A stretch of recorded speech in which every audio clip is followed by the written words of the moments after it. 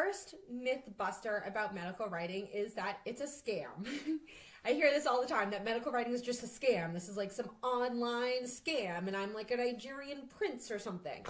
I'd like to counter that with just Google me, Janelle McSwiggan. My maiden name is Janelle Borowski. I've been published well over 300 times by now in a variety of really well-known media outlets, including Haymarket, Health News, Medical News Today, Health Grades, and Health.com, as well as GoodRx. It's definitely not a scam. If you guys think about how every blog has to be written by someone, right?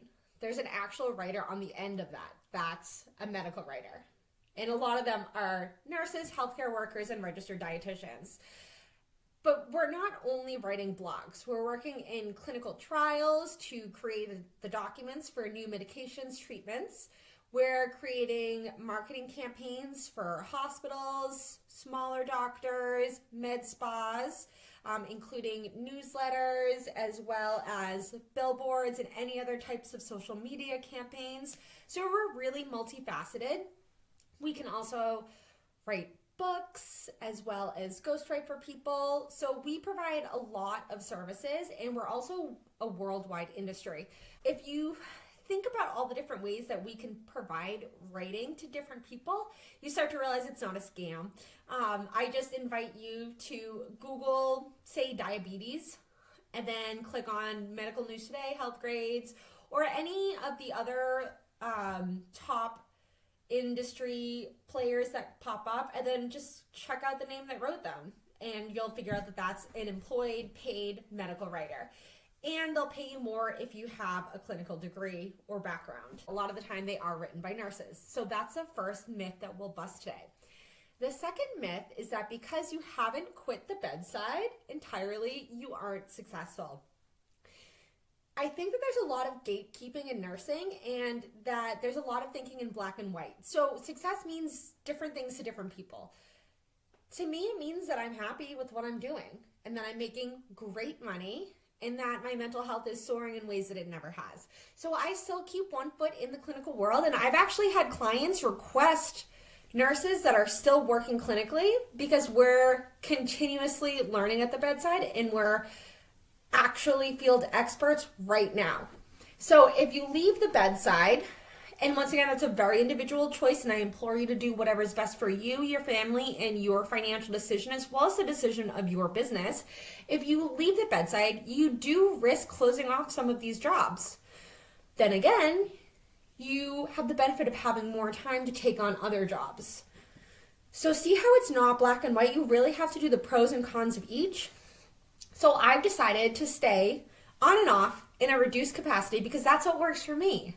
That's what works best for my business, for my family, and also for my mental health. I don't hate nursing. I love nursing, but I hated it when I was reliant on it. So now I get to choose. Do I want to work at the bedside this week, or do I want to do more writing this week or next month, whatever? Just because you decide to stay at the bedside does not make you an unsuccessful writer. It just means that you're doing what's good for you. Don't let the nurses and the writers that gatekeep make you choose something that isn't the best thing for you. So that's the second myth.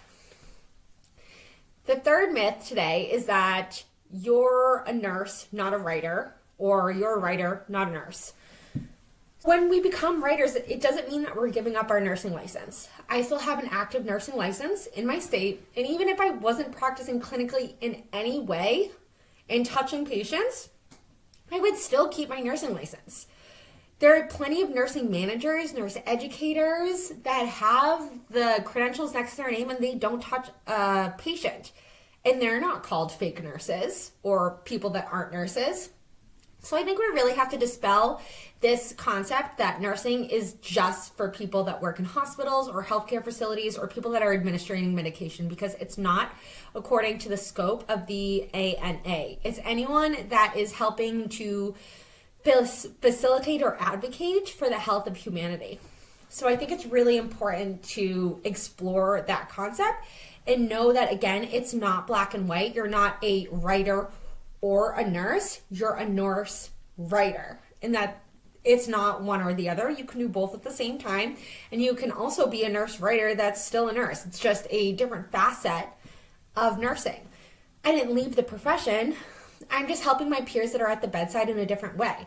A lot of the time, they're too busy to explain these concepts in deep ways that their patients can understand. So what do patients do when they leave the hospital or leave in a doctor's appointment? They Google it. And when they're Googling it, I want them to find an article that was written by a nurse because it's accurate, it's evidence-based, and it's coming from someone that understands their body and their ability to learn. So I'm not less of a nurse.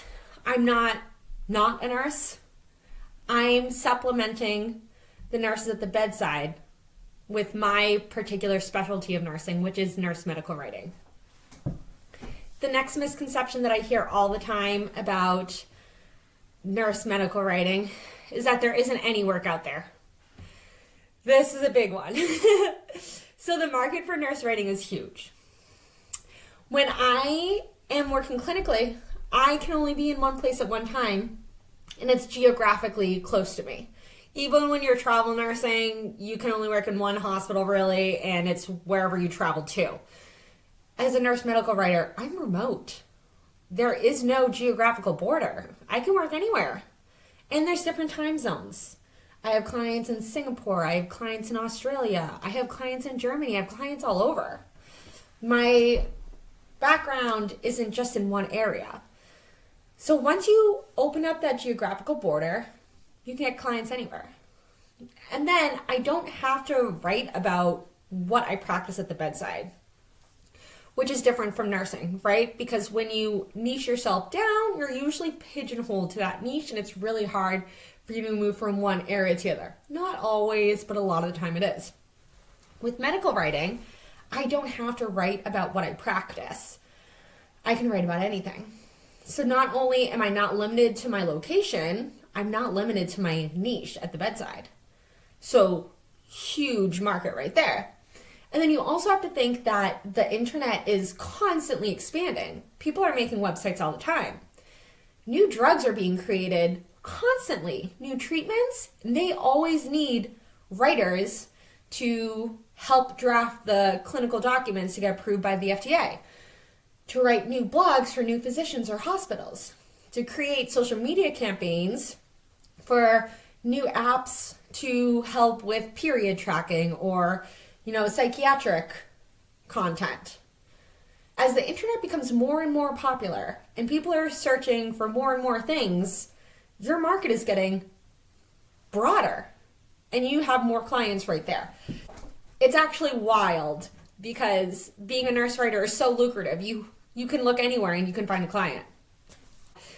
The fact that there are no clients, that's definitely a big myth, especially according to money regards. The next myth about money for nursing is that all the work is on Upwork and I can't get any. I get asked this all the time. Do you find your clients on Upwork? No, of course I don't. That's where scammers hang out. That's where the lowest paying clients hang out. And that's where the highest competition is. So why would I be on Upwork? And why would new writers want to be on Upwork? That being said, some people do find success on Upwork. And if it works for you, I'm happy for you. Lean into it. I say that to people all the time. If you find something that works, please follow that crumb of cookies and find your own trail. But for the vast majority of people, Upwork is a scammer's heaven. It's also not sustainable. You can get underbid left and right. Not only that, but they have a token system. So you can only apply to so many free jobs every month, and then after that, you have to pay for tokens to apply for new jobs. And say you apply to a job and it takes 10 tokens, and then your job is underbid by someone who offers you the job for cheaper, you just lost your 10 tokens for the month, and you can't apply for another 30 days unless you buy more tokens. Not to mention the competition. There's thousands and thousands of people from all over the world on Upwork. Same thing with Fiverr. And they're vying for the same jobs as you. So it doesn't really make sense to look for jobs where everyone else is looking for jobs and only the lowest paying people are getting jobs. So no, I don't find my jobs on Upwork, and I don't recommend that most people find their jobs on Upwork. And if you're looking on Upwork, it would make sense that you think that there's no jobs. The next myth about medical writing is that you have no experience, so you won't be able to get a job. I hear that a lot. That's exactly why I created the portfolio building experience at willowbarkwriting.com. The portfolio building experience allows you to work with a real editor and to build your portfolio so you have the experience to get that first job right away. You get experience by building your portfolio, like I just said. It can be published or it can be unpublished. Published will always hold more weight, which is why I recommend my service. But you can also try to do a portfolio unpublished. And some people do find success that way. So that's how you get experience without having experience. It's through something called a portfolio. I actually did an entire video on that. So if you're interested on learning how to get specifically started in the steps, like, subscribe, and follow for more. The next myth that I hear all the time about medical writing is that there's no per diem jobs. Everything's full-time. I'm a freelancer, which means I do the equivalent of per diem jobs. I decide when I work how many jobs I want and what my rate is, and I decide who I want to work with, which I think is particularly freeing because I never have to take on a client that I don't vibe with. If I don't want to work with them, I just say no thank you and I end a contract as long as it's within the means of the contract. It's not like at the bedside when I was forced to take patients I didn't like and I might, be verbally abused or whatever else was going on. So there are definitely per diem jobs. They're a dime a dozen. You just have to know where to look, which is how I help people in my writing course. The Writing Academy at willowbarkwriting.com. The next myth that I hear so much about is that there are no full-time jobs. I hear there's not enough part-time jobs and that there's not enough full-time jobs. I have been offered so many full-time jobs. You can do this part-time, you can do this on the side, or you can dive all in.